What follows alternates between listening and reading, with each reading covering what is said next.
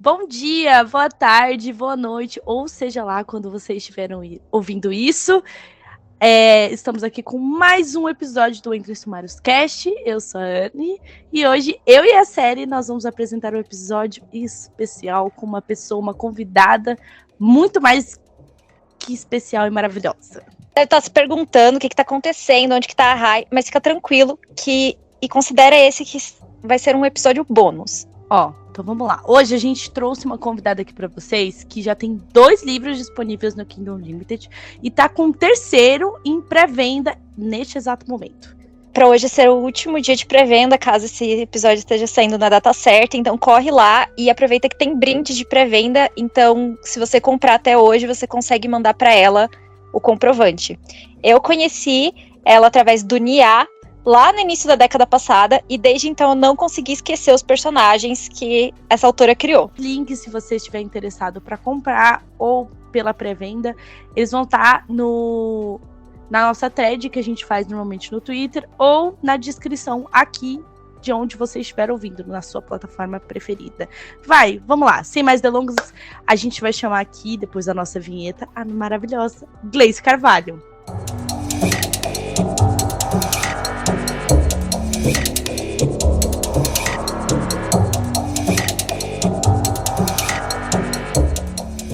Seja muito bem-vinda, obrigada por conversar com a gente, Gleice. Eu queria pedir para você se apresentar para quem ainda não te conhece. Oi, gente, primeiramente, obrigada por ter me convidado. Primeira vez que eu participo de um podcast, então estou um pouco nervosa, assim, mas vamos lá. Meu nome é Gleice, eu tenho 25 anos, moro em São Paulo, sou formada em publicidade e propaganda e sou fanfiqueira aí desde uns 10 anos de idade. E é basicamente isso, eu acho. Então, eu nem lembro quando que eu comecei a acompanhar tuas histórias, mas eu acho que já faz uns bons 10 anos. E como eram as coisas quando você começou e o que mudou de lá pra cá? Mudou muita coisa. Quando eu comecei, eu conheci o mundo das fanfics, foi por conta de Crepúsculo. Então, a galera... Ai, eu também! A galera hoje nem sabe o que é Crepúsculo. Meu Deus! O pessoal mais Chegou novinho não pegou. A Crepusculete aqui. Ai, Jesus Cristo!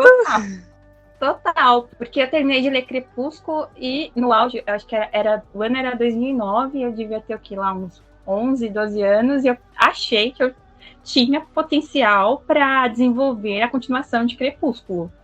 Então, foi assim que eu descobri as fanfics, basicamente. Incrível, gente, não tem como.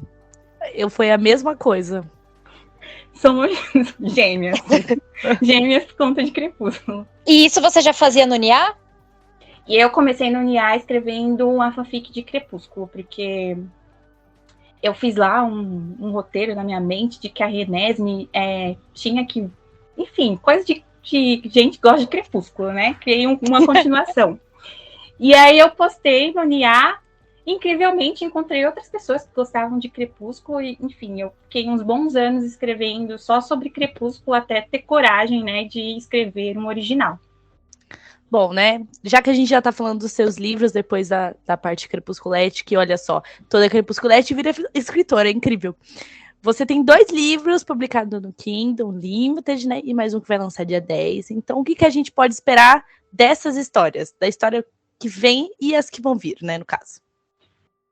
Então, eu tava lendo umas avaliações na Amazon e refletindo sobre alguns comentários, assim. Aí eu fiz minha meia-culpa e agora eu literalmente assumi que no meio da história eu literalmente fico um pouco maluca. Então, eu vendo a história, todas as minhas histórias, elas têm uma fachada um pouco clichê, mas em determinado momento alguma coisa maluca acontece, desencadeia um monte de outras coisas e no final a pessoa sempre acaba pensando, meu Deus, o que aconteceu aqui? Então, eu acho que eu vou adotar isso como estilo próprio, então todas as minhas histórias vão ser assim. Cansei de argumentar contra, realmente. Eu dou uma surtada no meio da história e é isso. É muito difícil, porque toda vez que eu vou recomendar o livro da Gleice pra alguém, eu chego lá, você tem que ler aquele idiota. Porque a história é tipo assim, tem lá uma menina nerd, daí tem um menino que ele precisa melhorar as notas dele, porque ele joga futebol, e aí ela começa a dar aula de reforço pra ele, pra ajudar ele a melhorar as notas. Daí todo mundo fica tipo, tá, e o que tem de especial? Aí eu fico tipo, não, mas não é só isso, só que eu não posso te falar o que tem de especial, porque Você precisa ler pra descobrir. E aí a pessoa fica tipo, tá, mas por que eu preciso ler pra descobrir o que tem de diferente que não é o clichê? E eu fico, sério, leia pra descobrir. Você precisa ler pra descobrir. Porque foge totalmente da casinha. Chega um ponto assim que a Gleice diz assim, você achava que você sabia o que estava acontecendo? Você não sabia. Toma. Resume tudo, Sari, a autora é meio maluca, ou ela dá uma surtada, assim. E o que a gente pode esperar agora de Pobre Menino Rico, então?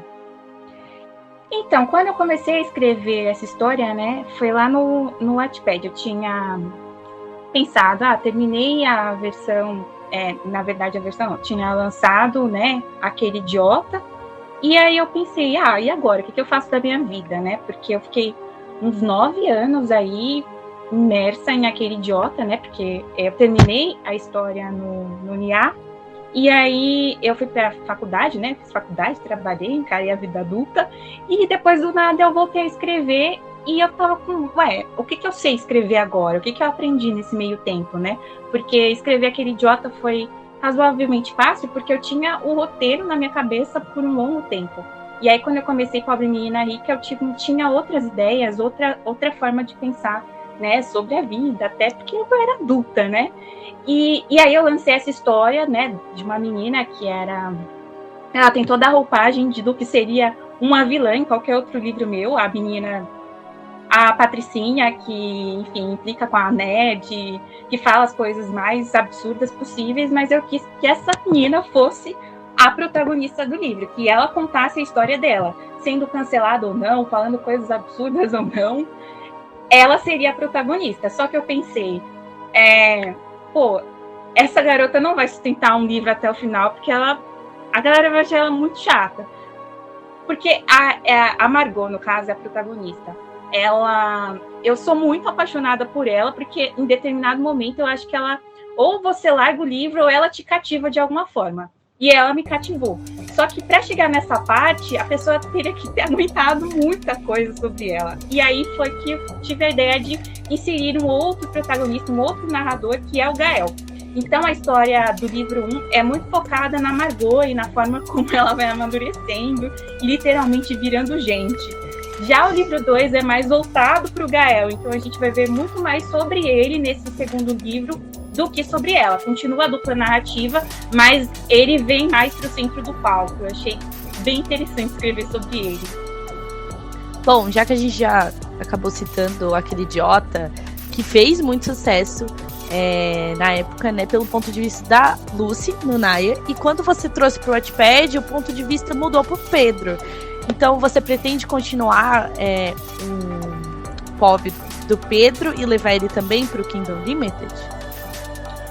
Então, a questão com o Pedro é que eu acho muito divertido escrever, eu meio que encarno ele, assim. Normalmente eu não consigo escrever do ponto de vista dele de dia, eu só consigo fazer isso de madrugada, porque, não sei, fico mais espontânea. Eu reaprendi a escrever como Luciana enquanto reescrevi o livro dela. Para voltar para o Pedro, eu estou um pouco ainda enferrujada. Isso agora é novidade, eu contei acho que para umas 2 pessoas no máximo. Nesse momento eu estou escrevendo um livro do Pedro, só que ele é inédito, porque antes de começar o livro da Lucy, acontecem várias coisas que desencadeiam o encontro deles, né? E isso eu senti que ficou um pouco corrido na narrativa dele. Ele explica mais flashback, enfim. Aí eu pensei, não vou escrever mais do mesmo, quero escrever algo inédito para depois, quem sabe, um dia reescrever esse livro de novo, né? Porque eu já tinha reescrito ele pelo ponto de vista do Pedro, depois de novo reescrito toda a versão da Luciana. Aí eu não tô pronta ainda para escrever uma terceira vez, eu quero escrever algo que não fiz ainda. Então decidi, né, tive umas ideias e resgatei a história do personagem. Vou voltar um pouquinho nesse storytelling dele. Olha, e já puxando então... Pois é, e já puxando então essa coisa aí de projetos futuros, com o final agora dessa duologia, né?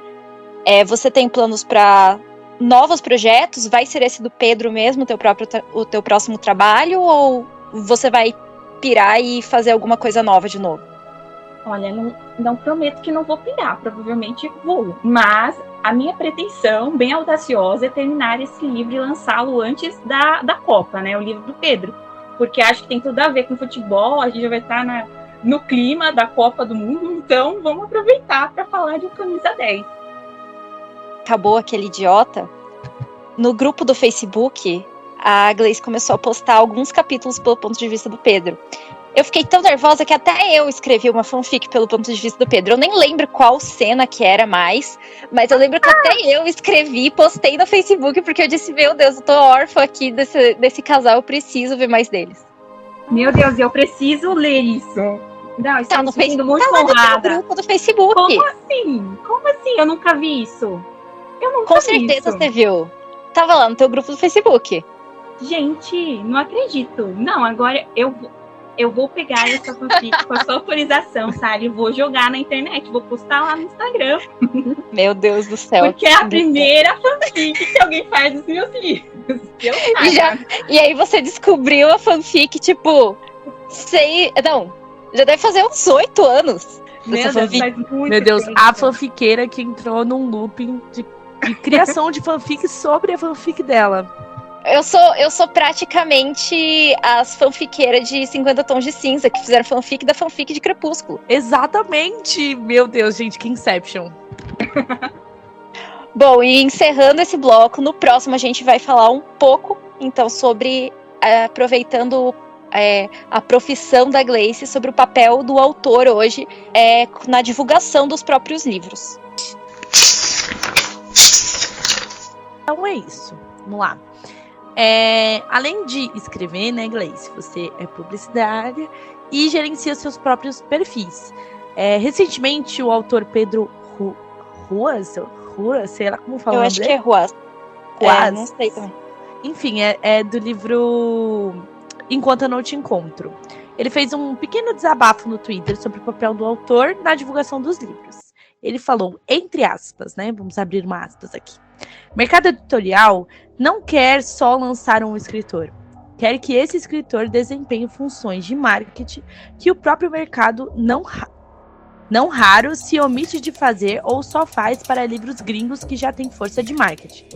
Daí, se o livro não performa como pretendido, a culpa é do autor, que não divulgou direito, e não da editora que investiu mal. Resultado, vários autores adoecendo por sentirem que não estão fazendo o suficiente, se desdobrando em 1000 para fazer um trabalho de marketing para o qual nunca tiveram a menor formação apropriada. Fecha aspas. E assim, hoje a gente vê, né, as editoras publicando, em sua grande maioria, livros que já têm um hype muito grande nas mídias. Geralmente é aqueles livros que vêm com o selo sucesso no TikTok, sucesso no Wattpad, série na Netflix, série na Amazon Prime. E isso dá a impressão que as editoras elas esperam, né, que o autor ele chegue com o livro já com a fanbase consolidada e acabam, né, dedicando muito menos esforço para o marketing depois da publicação. Como você é publicitária e também é autora, o que você pensa sobre tudo isso? Você sente isso também? Eu acho que eu tive bastante facilidade justamente, né, por ter tido a formação. Mas eu entendo esse modo de ver. É muito injusto, aliás, porque às vezes você é um ótimo escritor e péssimo marqueteiro, e você não é obrigado a ser as duas coisas. Na verdade, você tem que ser um bom escritor. E aí agora, meio que, não só na escrita, hoje praticamente em todas as profissões, você vê dentista, médico, todo mundo fazendo dancinha no TikTok, porque é a nova forma de vender, né? Infelizmente é a realidade. Acho que temos que nos adaptar à internet e usá-la como nossa amiga, não como inimiga, mas eu super entendo quem sofre com isso, né? Porque não é todo mundo, sei lá, que sabe mexer no Photoshop, que tem noção de como fazer uma legenda, que gosta de gravar stories. Então, eu trabalho com política, marketing político, que não tem nada a ver, né, com literatura, é um modo meio engessado, assim, em algumas partes, de fazer publicidade. Meio que eu sentia, né, eu trabalhei no setor público por 5 anos. Eu sentia que eu vivia num casulo, porque você lá dentro, né, do órgão público, você meio que faz marketing para si mesmo. É um nicho muito fechado, né? As pessoas, falando de um modo geral, pensam em política na época da eleição, e aí durante o mandato de um candidato, ninguém lembra mais em quem votou para fiscalizar esse mandato, né? E aí, quando eu me vi, não, agora vou fazer de fato propaganda no dia a dia, conversar com as pessoas, e é muito difícil, porque agora, né, que eu tô no processo de lançamento, é um pouco mais fácil de vir, gravar story, mostrar meu dia a dia, mas quando eu tô trabalhando, né, enfim, é que eu trabalho em vários outros lugares, eu sou autônoma agora, e aí hoje eu trabalho para um sindicato, faço freela para agência e tô escrevendo um livro, então que horas que eu vou parar para gravar um story, sabe? Por que alguém que gostaria de saber do meu dia, nem eu quero saber do meu dia. Então... Nem eu queria estar aqui. Exatamente. E eu também imagino que, assim, foi uma mudança, né, muito brusca daquela ideia que a gente tem do escritor, que seria aquele eremita numa cabana, com uma máquina de escrever, uma xícara de chá, não fala com ninguém. E, tipo, o que a gente vê hoje, que são os escritores que fazem realmente sucesso, são os escritores, né, que estão ali o tempo todo interagindo e falando e conversando. Não é mais aquele excluso, aquela figura culta e reclusa, intocável. É uma coisa muito mais próxima, né? Sim. Inclusive, a Tessa Dare conseguiu uma forte fanbase aqui no Brasil depois que ela começou a aprender português e comentar sobre o Big Brother. Isso virou um marketing para ela, que acabou vendendo muito mais livros depois que ela começou a interagir mais com os leitores brasileiros, né? E começou a falar sobre coisas que às vezes não tinha nem a ver com o livro dela, entendeu? Mas só por essa aproximação, isso acabou trazendo uma visibilidade para ela enorme. Inclusive, eu também acho interessante falar sobre esse novo molde de autor, né, de escritor, que não é só mais sobre escrever, mas sim sobre ter planos de marketing, publicidade e de entender vão fluir e tal, e começar a administrar perfis para você conseguir conquistar mais público, né? Porque do nada parece que uma coisa não é só mais escrever, é simplesmente fazer tudo num livro, né?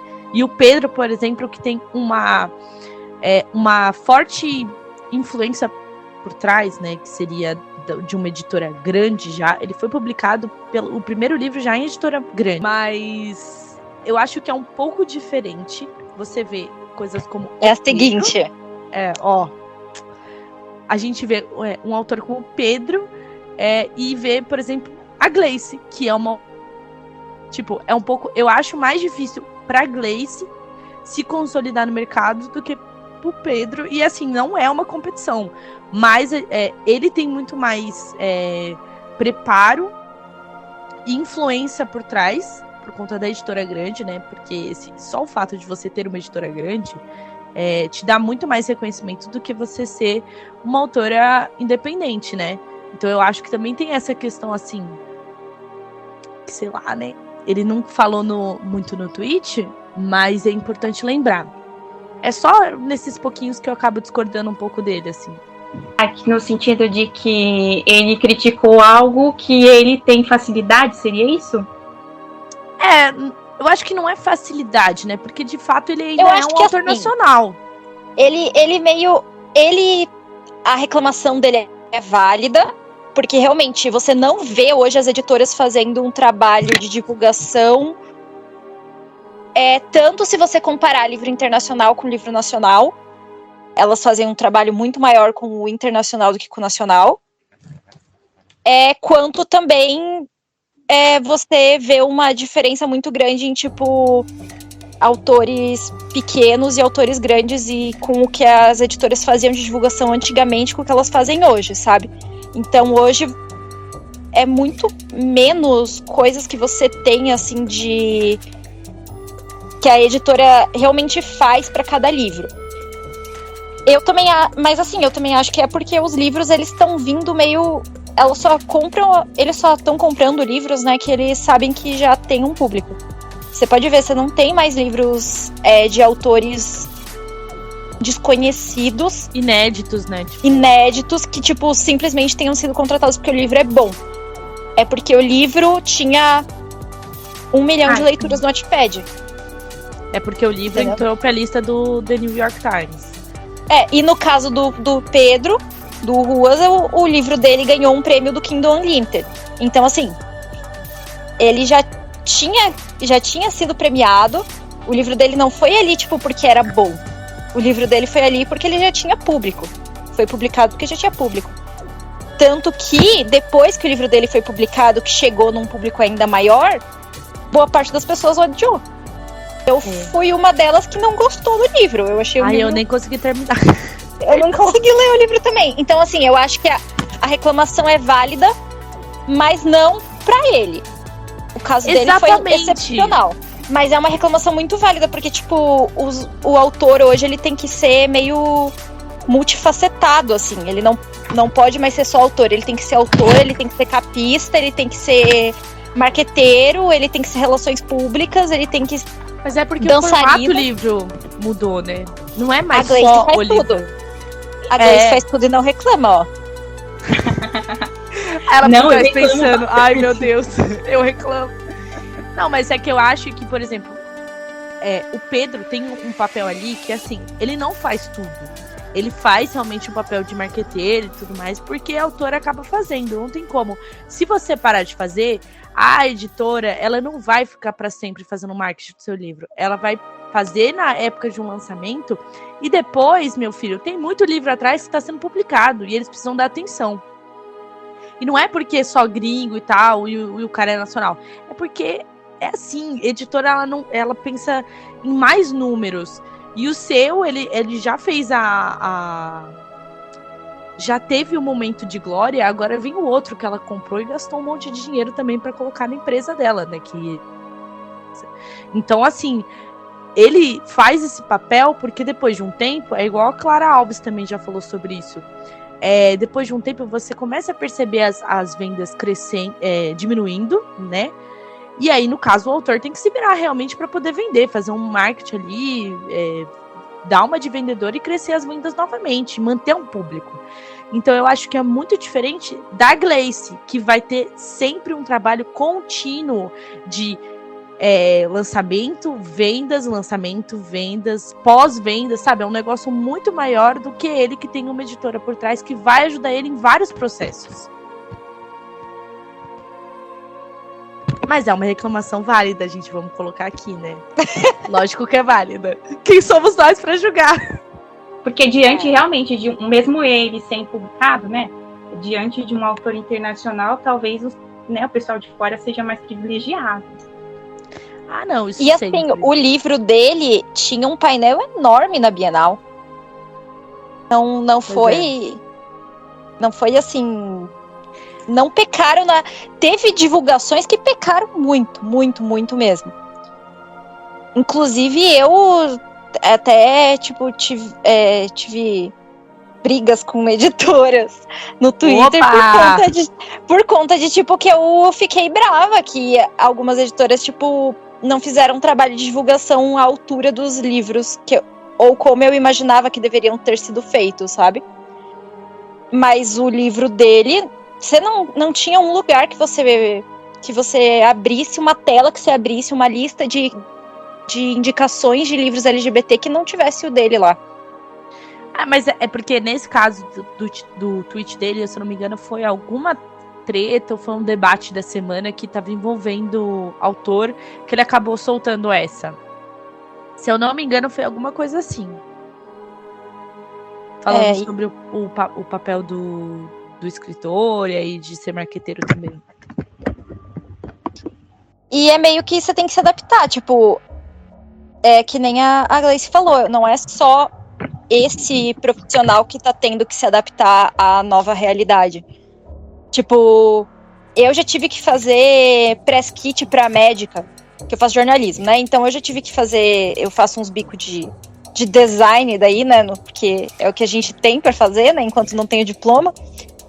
E aí eu fiz um press kit pra médica, porque, tipo, ela precisava ter uma página no Instagram, porque senão a pessoa não faz cirurgia com alguém se não consegue ver o Instagram da pessoa.